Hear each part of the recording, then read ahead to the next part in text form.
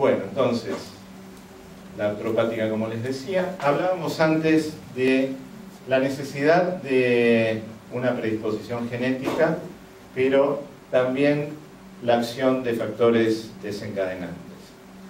Porque esto un poco explica el por qué a veces la psoriasis aparece en algún momento determinado de la vida. Y puede aparecer la primera manifestación en cualquier momento. Uno puede iniciar su enfermedad a los 40, 50 o 60 años. Como también puede aparecer a los pocos días de vida. Entonces, la acción de estos desencadenantes va a ser la que va a determinar que esa persona que tiene el permiso genético manifieste la enfermedad. Y muchos de estos factores son traumáticos, en algunos casos físicos. Los factores traumáticos después también se van a manifestar en la evolución de la enfermedad. Ustedes saben que el rascado produce lastimaduras y esas lastimaduras avivan la lesión, producen más lesión y a veces perpetúan este proceso inflamatorio y producen una gran dificultad para la respuesta terapéutica. Los traumatismos pueden ser físicos o químicos, la acción en la zona de pañal por irritación, la ropa ajustada, quemaduras, rascados, golpes o cicatrices. Por ejemplo, hablamos de cicatrices, nuestra cicatriz más antigua es el ombligo, y el ombligo es una zona muy frecuentemente afectada por la psoriasis. Y sería también una especie de fenómeno de Koebner manifestado por ese proceso traumático que hubo alguna vez en esa zona. Las infecciones, sabemos que muchos de los cuadros agudos o de los brotes o empeoramientos pueden estar asociados a cuadros infecciosos de vías aéreas respiratorias. Entonces, tampoco estos brotes se van a mejorar con una crema o con un antihistamínico. Vamos a tener que estar muy atentos a estos procesos intercurrentes de infecciones, si hay anginas, si necesita un antibiótico, si necesita tener un cuidado general de este proceso y de esa manera también disminuir la posibilidad de un factor desencadenante.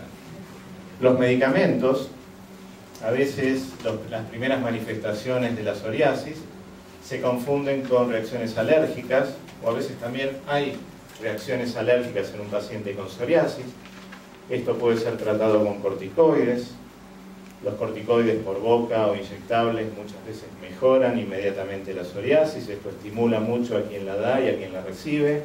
Y a veces se repiten estos tratamientos y después se producen rebrotes importantísimos, en algunos casos pustulosos, en algunos casos graves que merecen tratamientos intensos y hasta internaciones. Entonces hay que chequear muy bien lo que se le da a un paciente con psoriasis. El paciente con psoriasis tiene que comentar que tiene esta enfermedad por un proceso respiratorio, por un proceso traumático, por una contractura. Muchas veces en alguna sala de emergencias un médico de guardia puede dar un corticoide sin haber preguntado si esa persona tenía psoriasis. Es muy importante tenerlo en cuenta. Dentro de los medicamentos que también producen o empeoran la evolución de la enfermedad o producen dificultad para una respuesta a los tratamientos, están medicamentos muy comunes como los beta-bloqueantes, que sabemos que los recibe muchísima gente. A veces poder detectar, o si ustedes están frente a un paciente con psoriasis, simplemente a lo mejor el consejo de, si ustedes ven que está polimedicado, que concurren frecuentemente a comprar distintos medicamentos, que hagan mención a su dermatólogo de estos medicamentos. Muchas veces nosotros detectamos la posibilidad de la asociación, sugerimos un cambio y esto nos puede revertir un poco el proceso y la respuesta a otros tratamientos. Factores muy importantes son los factores psicoemocionales, que pueden estar presentes como de manera secundaria, reactiva a la enfermedad, o asociados al inicio o a los brotes. Y no necesariamente solo situaciones negativas, sino que a veces movimientos emocionales. Por eso hablamos no solo del estrés, sino del estrés como uno de los componentes, pero sí englobamos a los factores psicoemocionales en general muchas veces vinculados a la enfermedad, que a veces hay que observar, acompañar, desenmarañar un poquito dentro de esa confusión evolutiva y ver si de esa manera podemos ayudar un poco a algunos de los factores que puedan hacer a la evolución. El alcohol y el tabaco, si bien tradicionalmente no se asociaban, hoy en día sí están vinculados por estudios estadísticos, por mecanismos teóricos que se plantean en la evolución, pero también tenemos que tener en cuenta que la adicción a estos hábitos, al alcohol o al tabaco, también está manifestando algún tipo de cambio en el comportamiento de la persona, que además tenemos que observar. Entonces, cuando nos planteamos la terapéutica, vamos a tener una serie de variables, y no solamente dónde está la lesión, o qué tipo de lesión tiene, o cuánto hace que la tiene, sino el tipo de psoriasis, dónde está, la extensión por supuesto, si hay síntomas, si el paciente tiene prurito, si el prurito interfiere el sueño, si tiene dolor, si el rascado produce sangrado, si el sangrado interfiere también alguna otra actividad o la vestimenta o su actividad social.